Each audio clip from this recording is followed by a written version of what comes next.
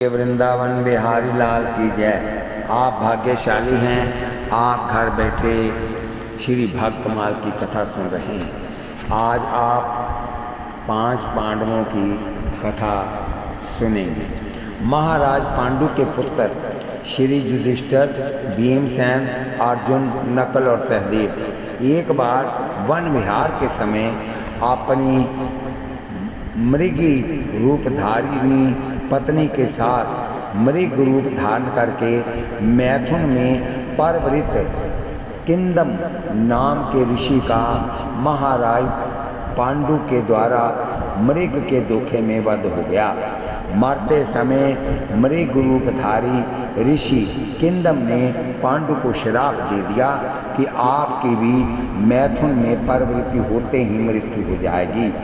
उस समय तक पांडु के कोई संतान नहीं थी। ऋषि के वध एवं श्राप से पांडु को बड़ा पश्चाताप हुआ और अपनी दोनों पत्नी कुंती और माद्री को साथ लेकर शतशृंग पर्वत पर वानप्रस्थ विधि से तपस्या करने के लिए चले गए। कुछ काल बाद वंश परंपरा की रक्षा एवं पितृऋण से उद्धार होने के लिए पांडु के मन में पुत्र की प्रबल लालसा जागृत होने लगी। महारानी कुंती ने पितृगेह निवास काल में सेवा से संतुष्ट महर्षि दुर्वासा द्वारा प्राप्त हुए देवताओं के आह्वान के मंत्रों की महिमा सुनाई। महाराज पांडु ने धर्मात्मा पुत्र की कामना से धर्मराज के आह्वान की आज्ञा दी, जिसके फल स्वरूप कुंती ने धर्मराज के अंश से श्री युधिष्ठिर जी हुए। बलि पुत्र की कामना से वायुदेव के अंश से भीमसेन हुए। सर्वोत्तम पुत्र की कामना से इंद्र के अंश से अर्जुन हुए एवं माद्री के अनुरोध पर अश्विनी कुमारों के अंश से माद्री के नकुल और सहदेव ये 2 पुत्र हुए। ये पांचों ही पांडु के क्षेत्रज पुत्र होने से पांडव कहलाए। इनकी भगवान श्री कृष्ण में परम भक्ति थी। स्वयं भगवान श्री कृष्ण भी इनसे बहुत प्रेम करते थे। शांति दूत बनकर हस्तिनापुर पहुंचने पर दुर्योधन से वार्ता के सिलसिले में भगवान श्री कृष्ण ने कहा, मम प्राणा हि पांडवाः, पांडव मेरे प्राण हैं।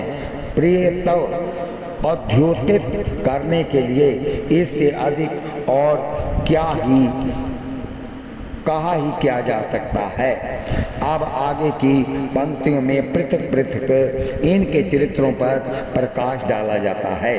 बोलिए वृंदावन बिहारी लाल की जय। हे कृष्ण, तुम्हारे सामने हमारा प्रिया हित चिंतक, सब कर्मों की गति जानने वाला तथा सब प्रकार के निश्चय का ज्ञाता सुहृद दूसरा कौन है? अर्थात कोई नहीं। यद्यपि श्री कृष्ण उनके मेरे भाई लगते थे, उम्र में छोटे थे, तब भी युधिष्ठिर की श्री कृष्ण में भक्ति थी, इसलिए कि वह धर्म के सार तत्व को अच्छी तरह समझते थे। वर्णन आया है कि जब वे बाल्यावस्था में गुरुकुल में पढ़ रहे थे, तब गुरुजी ने सत्यमवद धर्मचर का पाठ पढ़ाया और दूसरे दिन गुरुजी के पूछने पर सभी विद्यार्थियों ने अपना पाठ सुना दिया। परंतु इन्होंने कहा, गुरुजी अभी पाठ ठीक से याद नहीं है। जब कई दिन तक यही उत्तर देते रहे तो गुरुजी झुंझलाए कि तुमसे छोटे छोटे विद्यार्थी एक दिन में ही याद कर लेते हैं और तुम्हें इतने दिन हो गए याद नहीं भया। इन्होंने बड़ी विनम्रता पूर्वक उत्तर दिया, गुरुजी मैं केवल पाठ को रट लेना ही याद होना नहीं मानता हूँ। मैं तो यथावत रूप से उनका आचरण में लाना ही याद होना समझता हूँ। इनके इस शास्त्र सिद्धांत निष्ठा से गुरुजी बड़े ही प्रभावित हुए। युधिष्ठिर जी कह रहे हैं गुरु जी से ये सब बातें हृदय से लगाकर आशीर्वाद दिए कि समस्त सद्गुण तुम में निवास करें। सचमुच भक्ति के प्रभाव से तथा गुरु जी के आशीर्वाद से श्री युधिष्ठिर जी में सभी गुणों का एक जगह दर्शन होता है। बाल्यावस्था में ही पिता श्री पांडु जी का निधन हो गया। परिणाम स्वरूप इनका समस्त पितृभाव ताऊ धृतराष्ट्र में केंद्रित हो गया। जैसे कि कहा गया है, श्री युधिष्ठिर के संबंध में पूर्ण चरितार्थ है। वारणावत नगर में लक्षागृह में रहने तथा जुआ खेलने जैसी धृतराष्ट्र की निंद्य आज्ञाओं का भी आपने स्वागत किया, जबकि इसके कारण आपको कौन सा संकट नहीं झेलना पड़ा। भरी सभा में महारानी द्रौपदी का तिरस्कार अपनी आंखों से देखा, परंतु ताऊ की आज्ञा पर आंच नहीं आने दी। ऐसी अद्भुत थी इनकी पितृ भक्ति। दुर्योधन और शकुनी के कपट दूत की निंदा करने नहीं की, परंतु धन्य है श्री युधिष्ठिर जी जिन्होंने 12 वर्ष का वनवास और 1 वर्ष का अज्ञातवास का कष्ट स्वीकार कर लिया, परंतु कौरवों के विरुद्ध एक शब्द भी नहीं कहा। इसी से इनका एक नाम है अजात शत्रु भी है। इससे इनकी साधुता का परिचय मिलता है। उमा संत की यही बढ़ाई, मंद करत जे कर ही भलाई। वनवास काल में जब ये द्वैत वन में निवास कर रहे थे, दुष्ट दुर्योधन इनका तिरस्कार करने के लिए वहां भी ससैन्य पहुंचा। पांडवों की रक्षा के लिए देवराज इंद्र के भेजे हुए चित्रसेन और गंधर्व गणों से दुर्योधन की मुठभेड़ हो गई। गंधर्व दुर्योधन को पराजित कर कैद कर लिए। जब ये समाचार श्री युधिष्ठिर जी को मिला तो भीमसेन के विरोध करने पर भी उन्होंने अर्जुन को भेजकर दुर्योधन को गंधर्वों से मुक्त करवाया। वो आपकी इस विशाल हृदयता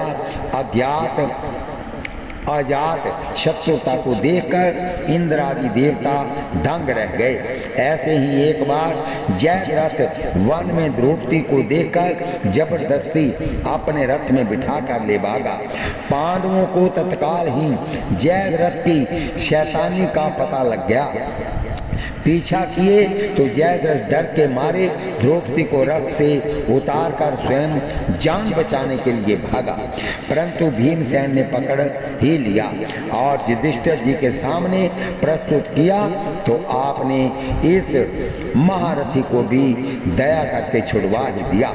ऐसी अद्भुत क्षमाशीलता एवं दयालुता थी आप में। एक बार एक ब्राह्मण की अग्नि उत्पादक काष्ठ विशेष एक मृग की सींग में खुजलाते समय फंस गई। मृग अग्नि सहित भागा। अग्नि के अभाव में अग्निहोत्र कार्य में बाधा जानकर ब्राह्मण ने पांडवों से आकर अपनी परिस्थिति निवेदन किया। पांचों भाई मृग के पीछे दौड़ पड़े धनुष बाण लेकर। कुछ दूर जाने पर मृग अदृश्य हो गया। ये लोग प्यास से व्याकुल हो रहे थे। धर्मराज की आज्ञा से नकुल पानी लेने गए। एक सरोवर में जल लेने के लिए झुक ही रहे थे कि अदृश्य वाणी अभय मेरे प्रश्नों का प्रथम उत्तर दे लो तब जल पियो। इन्होंने उस पर ध्यान नहीं दिया। फलता पानी पीते ही निर्जीव होकर गिर पड़े। कर्मशः यही स्थिति सहदेव अर्जुन और भीम की भी रही। जब अंत में युधिष्ठिर जी आए तो वही आकाशवाणी फिर भई। साथ ही एक विशालकाय यक्ष भी प्रकट हो गया। उसने युधिष्ठिर जी से जो प्रश्न किया उन्होंने उसका समुचित उत्तर देकर उसका भली भांति समाधान किया। यक्ष संतुष्ट होकर बोला, अपने भाइयों में से जिस किसी को तुम जिलाना चाहो उसे मैं जीवित कर दूंगा। आपने नकुल को जीवित करने को कहा। यक्ष ने विस्मित होकर पूछा, सगे भाई अर्जुन और भीम को छोड़कर नकुल को जीवित करने की प्रार्थना क्यों? आपने उत्तर दिया, हमारे पिता की 2 भार्याएं थी, मैं चाहता हूँ कि वह दोनों ही पुत्रवती बनी रहें। माता कुंती का एक पुत्र मैं मौजूद ही हूँ, माँ माद्री का भी एक पुत्र बना रहे, इसलिए मैंने ऐसी प्रार्थना की। युधिष्ठिर के न्याय और धर्म की परीक्षा के लिए साक्षात धर्म ने ही ये लीला की थी। यक्ष के स्थान पर धर्म देवता प्रकट हो गए, चारों भाइयों को जीवित कर दिया, ब्राह्मण की अग्नि भी दे दिए और भूरी भूरी आशीर्वाद देकर अंतर्धान हो गए। बोलिए वृंदावन बिहारी लाल की जय। युद्ध जैसी भीषण परिस्थिति में भी धर्म मर्यादा का पालन आपकी निजी विशेषता है। कुरुक्षेत्र के मैदान में जब दोनों ओर की सेना युद्ध के लिए सन्नद्ध खड़ी थी, तभी आपने भीष्म पितामह द्रोणाचार्य कृपाचार्य आदि गुरुजनों को प्रणाम कर उनके हृदय को प्रथम ही जीत लिया। सबने हृदय से महाराज की विजय कामना करते हुए शुभ आशीर्वाद दिया। आपके इस सद्व्यवहार से भगवान श्री कृष्ण बड़े प्रसन्न हुए थे। सभी धर्मों का मूल सत्य आपका सर्वस्व था। सत्य के संबंध में आप कहते हैं कि मेरी सत्य प्रतिज्ञा को सुनो, मैं स्वयं धर्म को अमरता और जीवन से श्रेष्ठ मानता हूँ। सत्य के सामने राज्य, पुत्र, यश और धन आदि का कोई मूल्य नहीं। इसी सत्य निष्ठा का परिणाम था कि उनके रथ के पहिए सदा पृथ्वी से 4 उंगल ऊंचे रहा करते थे। निष्कामता ऐसी थी कि केवल 5 गांव ही मिल जाने पर संतोष करना स्वीकार कर लिए थे। यही कारण है कि युद्धोपरांत सार्वभौम सम्राट पद पर प्रतिष्ठित होने पर भी तुच्छ राज्य के लिए सब जनों का संहार विचार कर आपको कोई प्रसन्नता नहीं हुई। बड़ी कठिनाई से भगवान श्री कृष्ण और महर्षि वेद व्यास और वे आदि ने समझा बुझाकर इन्हें राज्याभिषेक के लिए तैयार किया था। सिंहासनासीन होने पर भी प्रजा को जो सुख आपने दिया उसका तो कहना ही क्या है। जिन धृतराष्ट्र की कुटिलता के कारण पांडवों को महान विपत्तियां भोगनी पड़ी, उनको भी श्री युधिष्ठिर जी ने इतना सुख दिया कि वे अपने 100 पुत्रों का मर्म भूल गए। भगवान श्री कृष्ण का परम धाम गमन सुनकर राज्य परीक्षित को सौंपकर आपने बिना किसी से कुछ कहे महाप्राण के लिए उत्तर दिशा की ओर प्रस्थान किया। भाइयों एवं द्रौपदी ने आपका अनुसरण किया। आप सब रूप में स्थित होकर भगवत इच्छा नाना विंदों का चिंतन करते हुए भगवान चरणारविंदों का चिंतन करते हुए आगे बढ़ते गए। मार्ग में द्रौपदी तथा चारों भाई गिरते गए, परंतु इसकी कोई परवाह नहीं किए। स्वयं देवराज इंद्र रथ लेकर इन्हें लेने को आए, परंतु आपने प्यारे भाइयों तथा पति प्राण द्रौपदी के बिना अकेले स्वर्ग जाना अस्वीकार कर दिया। जब इंद्र ने विश्वास दिलाया कि वे पहले ही पहुंच चुके हैं, तब ये रथ पर चढ़ने को प्रस्तुत हुए। प्रारंभ से ही इनके साथ एक कुत्ता संग लग गया था। आपने कुत्ते को भी साथ ले चलना चाहा। इंद्र के आपत्ति करने पर इस शरणागत कुत्ते को छोड़कर स्वर्ग जाना आपको उचित नहीं लगा, अतः पुनः अस्वीकार कर दिए। श्री युधिष्ठिर जी की इस अनुपम शरणागत वत्सला को देखकर कुत्ते की जगह साक्षात धर्मराज देवता प्रकट हो गए। ये इनकी अंतिम परीक्षा थी। इसमें भी ये उत्तीर्ण हुए। फिर तो धर्म इंद्र एवं अन्य देवताओं के साथ रथ में बैठकर स्वर्ग के लिए प्रस्थान किए। युद्ध में सब जनों एवं श्री कृष्ण के भी विवश करने पर अश्वस्थामा मरो नरो व कुंजरो वा इस भ्रामक सत्य के कहने से इनको मार्ग में कल्पित नगर का दृश्य दिखाया गया। यहाँ इनको ऐसा अनुभव हुआ कि मेरे भाई भी यहीं पड़े कर नंदन कर रहे हैं एवं अन्य नरकी जीव हमसे प्रार्थना कर रहे हैं कि आपके यहाँ आने से हमें नरक की पीड़ा नहीं सताती है, अतः आप थोड़ा और यहाँ रुकें। अतः श्री युधिष्ठिर जी ने नरक में ही रहना मंजूर कर लिया, परंतु ये तो कल्पना मात्र थी।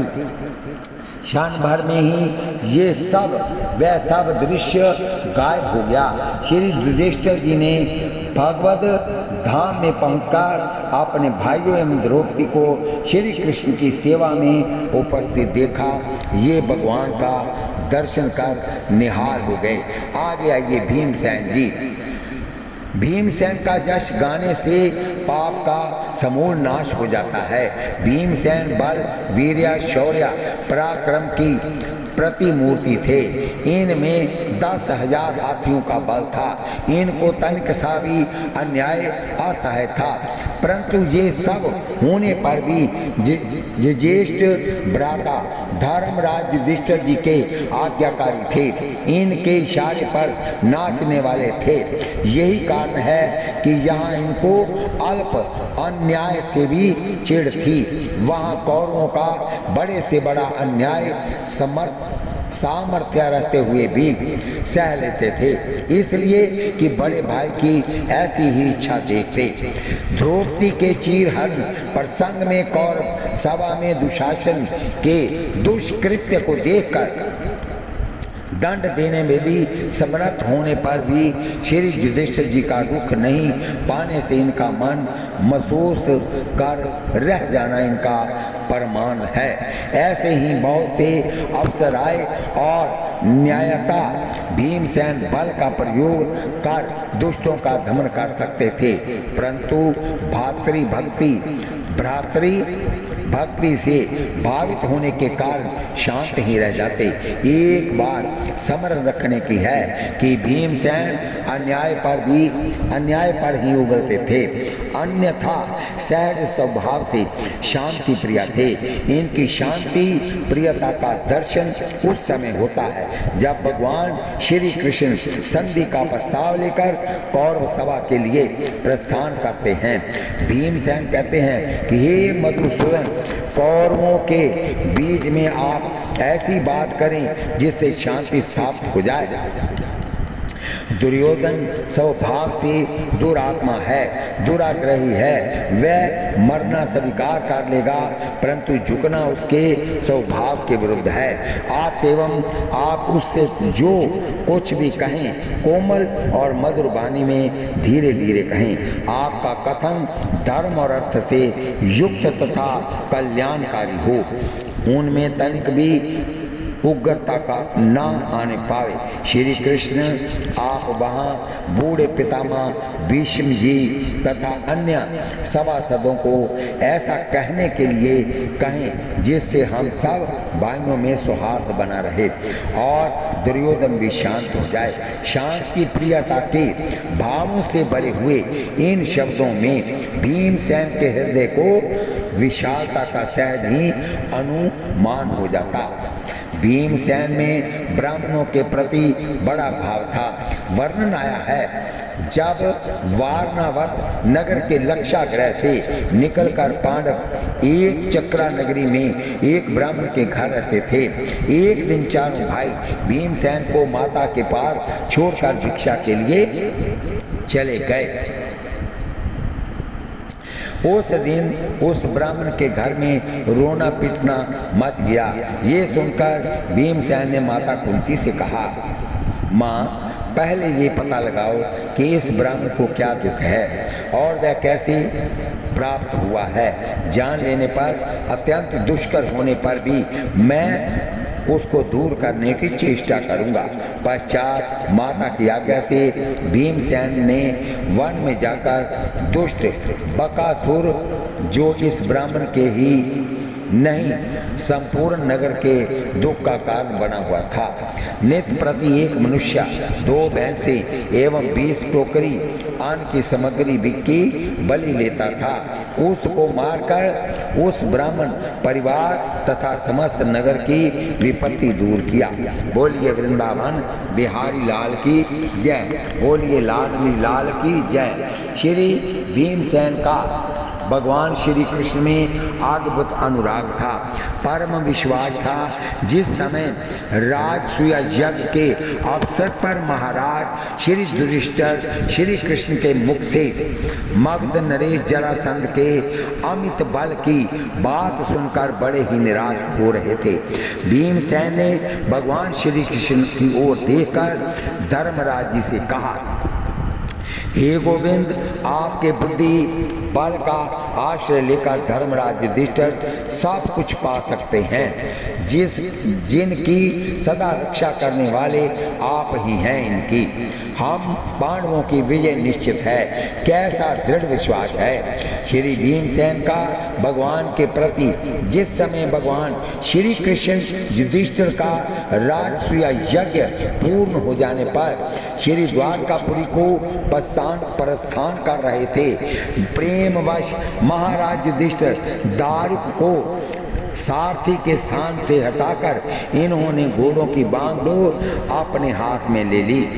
श्री अर्जुन जी रथ पर आरूढ़ हो स्वर्ण दंड युक्त विशाल चवर हाथ में लेकर दाहिनी ओर से भगवान के मस्तक पर डुलाने लगे। उस समय भीम जी भी रथ पर चढ़कर भगवान के ऊपर छत्र लगाकर खड़े हो गए। बोलिए वृंदावन बिहारी लाल की जय।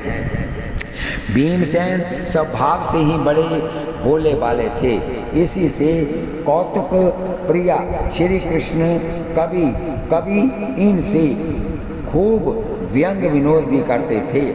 जैमिनी याशव मेद पर्व में कथा आती है, महाभारत का युद्ध समाप्त होने पर जब महाराज श्री युधिष्ठिर जी श्री व्यास जी की प्रेरणा से अश्वमेध यज्ञ का अनुष्ठान करने के लिए निश्चय करते हैं, तो सर्वप्रथम श्री कृष्ण को बुलाने के लिए भीमसेन को द्वारका पुरी भेजते हैं। श्री भीमसेन ने जब श्री कृष्ण के महल के द्वार पर पहुंचकर आपने आगमन की सूचना दी तो भोजन कर रहे थे। भगवान हरिशकेश ने सैरंद्री से कहलाकर भीमसेन को वहां आने से मना कर दिया। इन्होंने ऐसा विनोद इसलिए किया कि उन्हें भीम की सरल हृदय की आटपटी व्यंग पूर्ण बातें सुने बहुत दिन हो गए थे।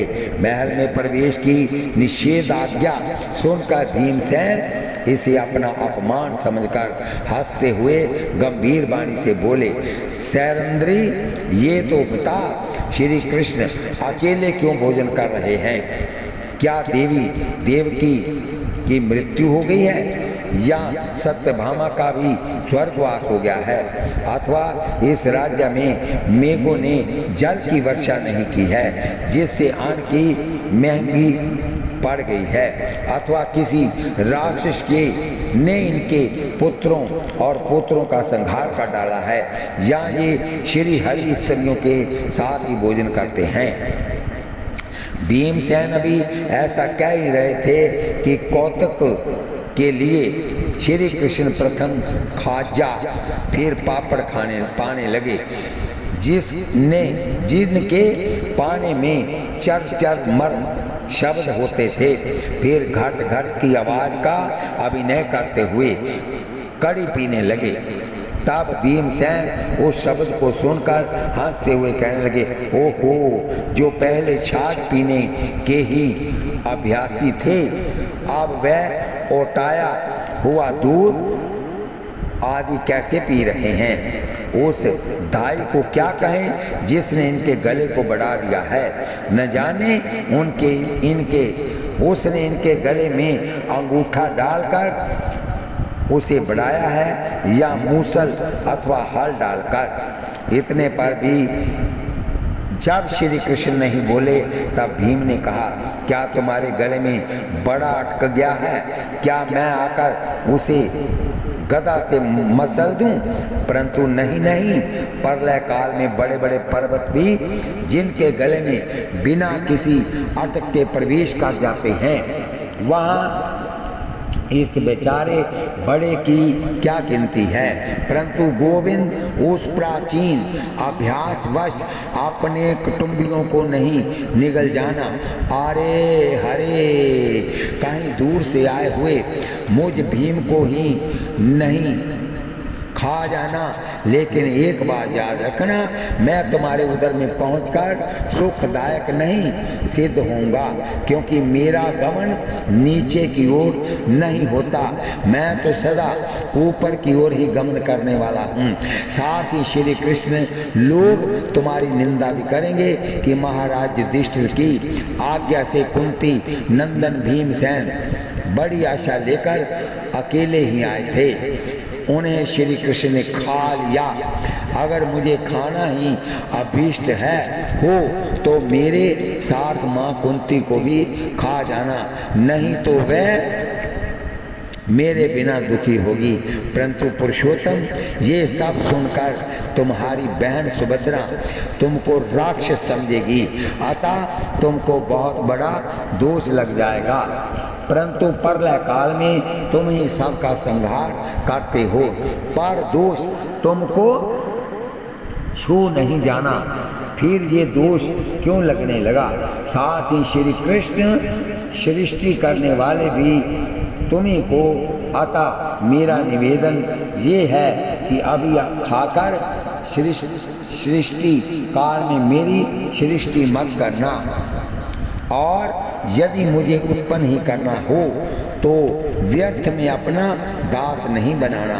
इतनी सब कहा सुनी होने पर श्री कृष्ण ने भीमसेन का दाहिना हाथ पकड़कर बड़े आदर से बैठाकर अपने हाथों से परस कर भीमसेन अपने हाथों से परस कर भीमसेन को भोजन कराया।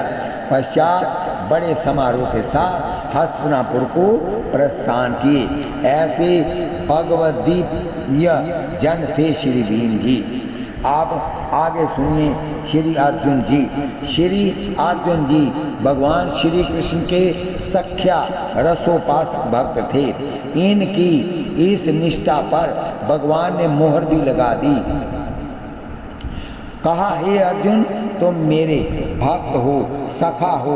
यही कारण है कि श्री कृष्ण और अर्जुन में परस्पर किसी प्रकार संकोच नहीं रह गया था। दोनों का एक दूसरे के साथ खुला व्यवहार था। उठना बैठना, खाना पीना, घूमना फिरना, सोना लेटना सब संग संग होता था। कभी कभी तो साख्या रमा रसा वेश में मर्यादा के बाहर व्यंग विनोद हो जाते थे। महाभारत युद्ध में गीतों उपदेश के समय भगवान का विशाल रूप दर्शन करने पर अर्जुन ने इसके लिए बड़ी क्षमा याचना की है। जथा, हे प्रभु, सखा मेरे मान पकड़, आपके इस प्रभाव को न जानते हुए मेरे द्वारा प्रेम से अथवा परमार्थ से भी, हे कृष्ण, हे यादव, हे सखे, इस प्रकार जो कुछ हठपूर्व कहा गया है, और हे आचो, जो आप हंसी के लिए विहार, शैया, आसन और भोजन आदि को के अकेले अथवा सखाओं के सामने भी अपमानित किए गए हैं, वह सब अपराध अपरमय सब रूप अर्थात अचिंत्य प्रभाव वाले आपसे क्षमा कराता हूँ। श्री कृष्ण और अर्जुन में कैसी अभिन्नता थी, इसका बड़ा ही सुंदर वर्णन स्वयं भगवान ने श्री मुख से वन को जाते समय किया है। यथा हे पार्थ, तुम एकमात्र मेरे हो और मैं एकमात्र तुम्हारा हूँ। जो मेरे हैं वह तुम्हारे हैं और जो तुम्हारे हैं वह मेरे हैं। जो तुमसे द्वेष करता है वह मुझसे द्वेष करता है और जो तुम्हारा प्रेमी है वह हमारा प्रेमी है। तुम नर हो, मैं नारायण हूँ। तुम मुझसे भिन्न हो और मैं तुमसे। हम दोनों में कोई अंतर नहीं है, हम दोनों एक हैं। यहाँ अहर्निश अर्जुन के प्रत्येक प्रयत्न श्री कृष्ण प्रीति विवधन के लिए होते, वहाँ श्री कृष्ण भी सतत प्रयत्नशील रहते। आपने प्यारे सखा अर्जुन के प्रति प्रीति बढ़ाने के लिए बोलिए वृंदावन बिहारी लाल की जय। राजा श्वेतकी के यज्ञ में 12 साल तक लगातार धृतपान करने से अग्निदेव का तेज मंद पड़ गया था। आपने तेज को पुनः प्राप्त करने के लिए अग्निदेव ने आज श्री अर्जुन और श्री कृष्ण से खांड वन जलाने की प्रार्थना किया। श्री कृष्ण के सहयोग से अर्जुन ने अपने अद्भुत पराक्रम से खांड वन को जलाया। अग्नि की अभिलाषा पूरी हुई। उस समय अर्जुन और श्री कृष्ण के अलौकिक शौर्य को देखकर सुप्रसन्न देवराज इंद्र ने समीप आकर इनकी सराहना करते हुए वर मांगने को कहा। तो अर्जुन ने सब प्रकार के दिव्यास्त्र मांगे और श्री कृष्ण ने ये वर मांगा कि अर्जुन के साथ मेरा प्रेम निरंतर बढ़ता रहे। इंद्र ने परम बुद्धिमान श्री कृष्ण को ये वर दे दिया। बोलिए वृंदावन बिहारी लाल की जय।